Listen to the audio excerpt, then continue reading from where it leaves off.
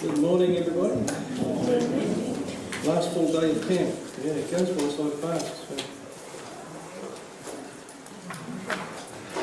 It's amazing, 23 years. I've seen that. As they say, things do go fast in the Lord. We want to turn to 1 Samuel,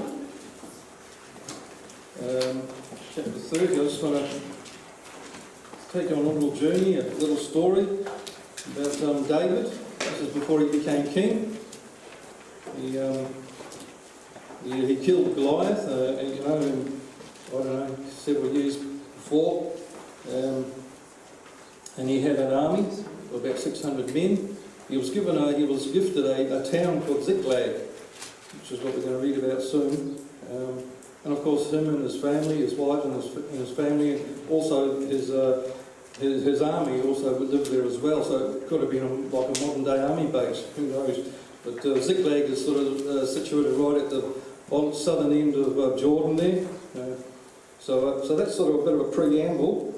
So we had, and of course David was asked in his army to actually join forces on a military campaign, to join forces with King Achish and also the Philistines. But the Philistines weren't too happy that the Hebrews were going to fight alongside of them for obvious reasons, and so they asked King Achish to send David and his army away. They didn't want to fight beside them in case the Hebrews turned on them.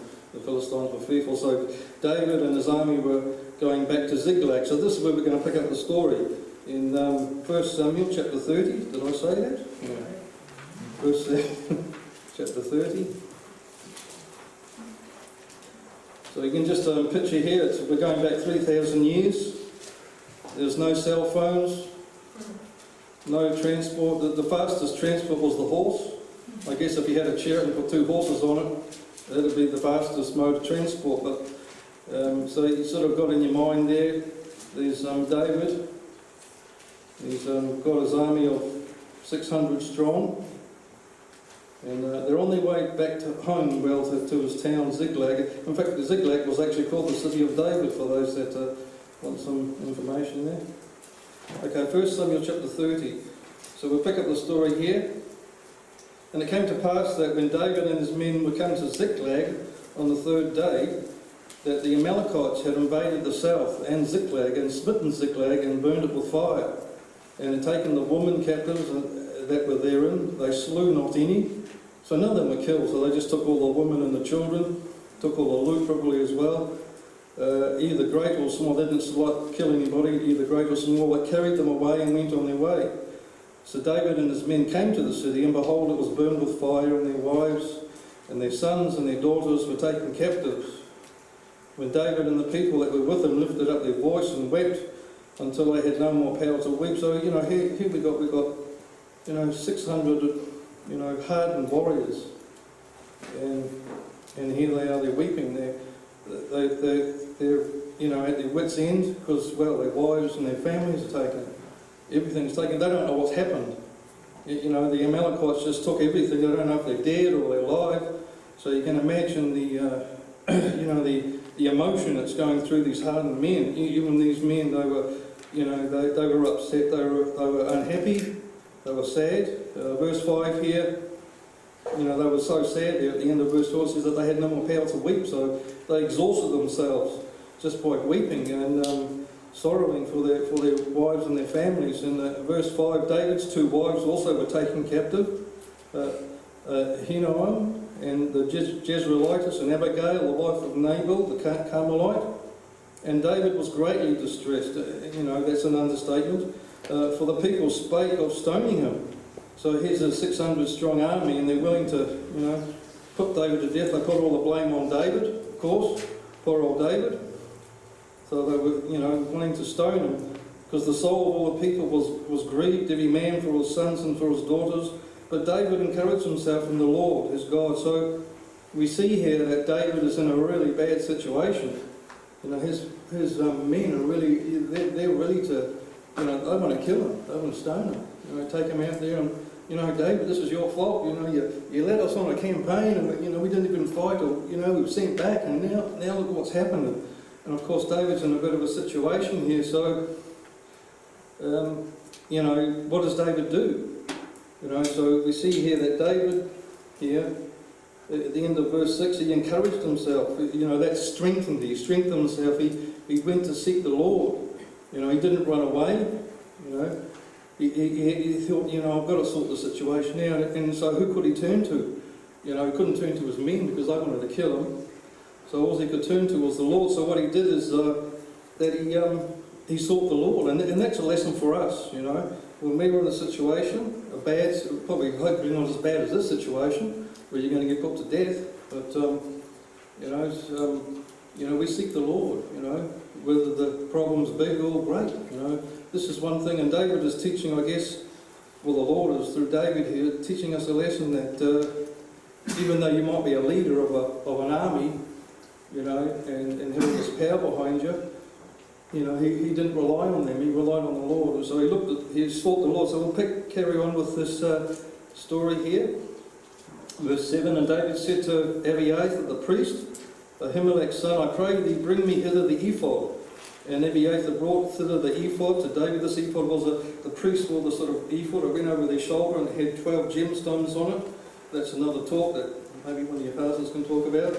And of course the priest wore this ephod and they sought the Lord when they had it on. And the Lord somehow answered them. We don't know how, it doesn't say. Verse 8, and David inquired of the Lord, saying, shall I pursue after this troop? So, you know, this is the Amalekites. They've taken their wives and their families. Shall I, David's asking the Lord through the priest, shall I pursue this troop? Shall I overtake them? And of course the Lord there answered them and says, pursue, for thou shalt surely overtake them, and without fail recover. Also here's the Lord to the priest saying, you know, go after them. Go after these Amalekites that have taken your wives and your families, you know. And so David there was, you know, he didn't go ahead and try to do it in his own strength. He sought the Lord first, and once he got an answer from the Lord, he was encouraged. So he encouraged his troops to that were willing to stone him. Of course, that would have been a hard task to do, to try and convince 600 men that were willing to stone you to, you know, let's go after I think the best idea is let's go after the Amalekites. Let's get our wives and children back, you know. And of course he got them all on board. So David on verse 9 went, he and the 600 men that were with him, came to the brook of Besor, where those that were left behind stayed. So some of them stayed behind, they were so tired, there in verse 10. But David pursued, he and 400 men. For the 200 abode behind, which were so faint they could not go over to the brook. So I guess they exhausted themselves by weeping so much. Woe is me, and I've lost everything, and what do I do now? You know.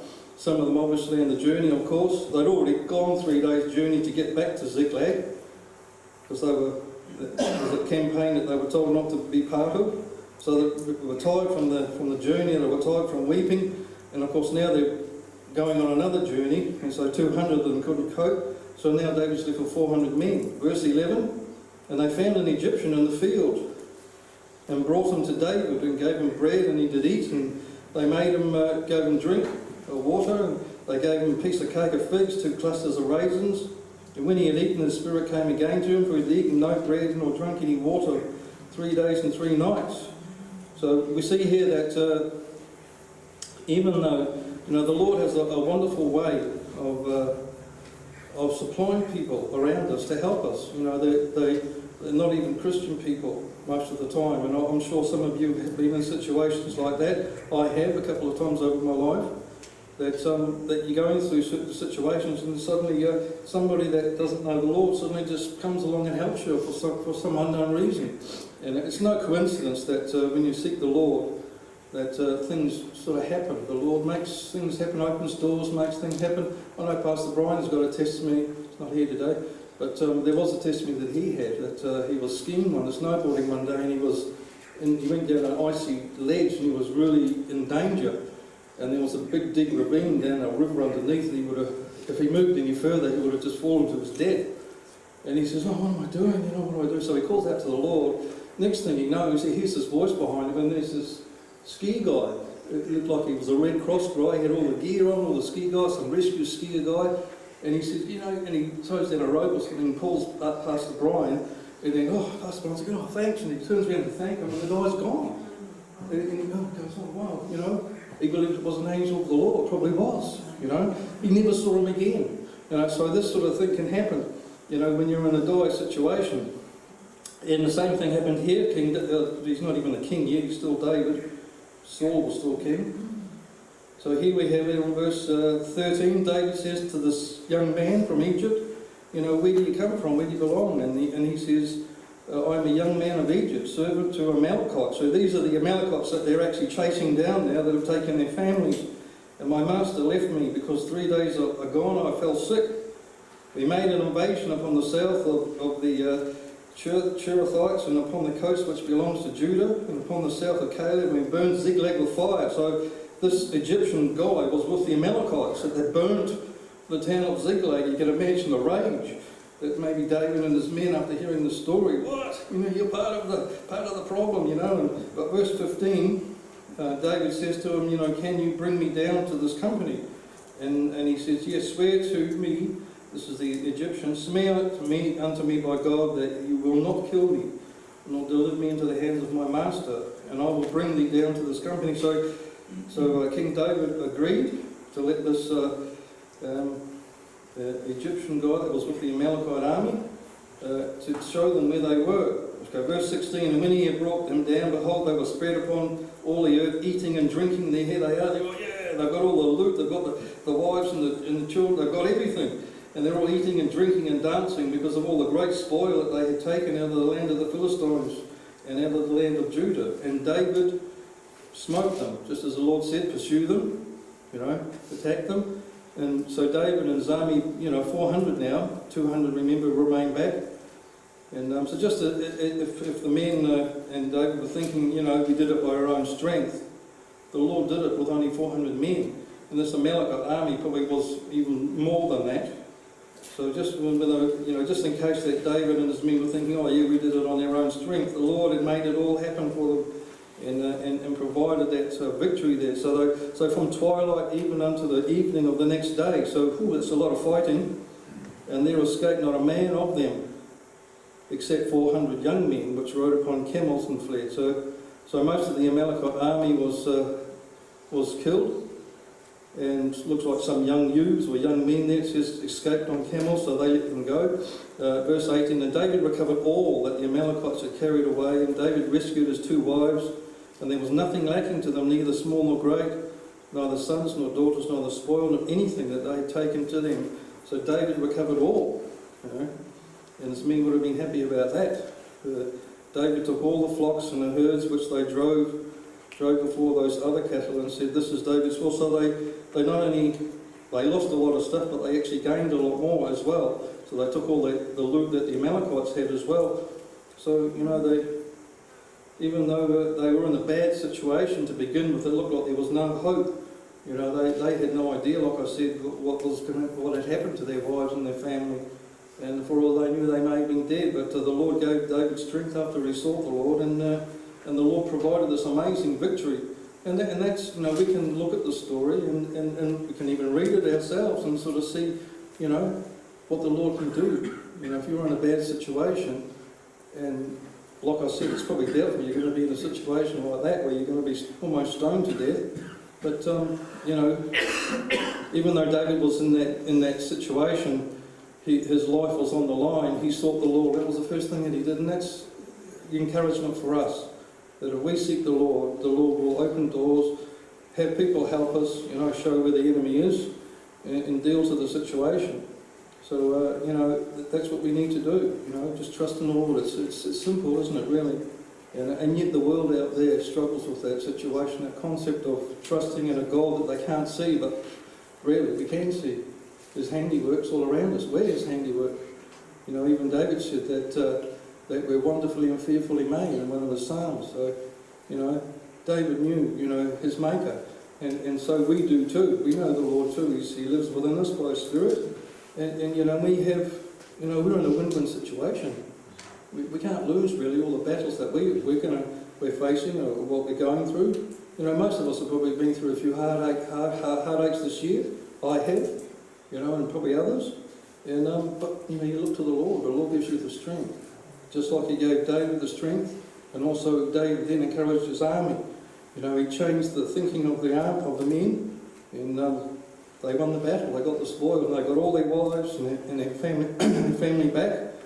And you know, a great victory in the Lord. This is just a little story that happened about 3,000 years ago. But we can take heart from this and encouragement from this, and put it in our own life. So I'll leave those thoughts there. Hand it over to Jordan.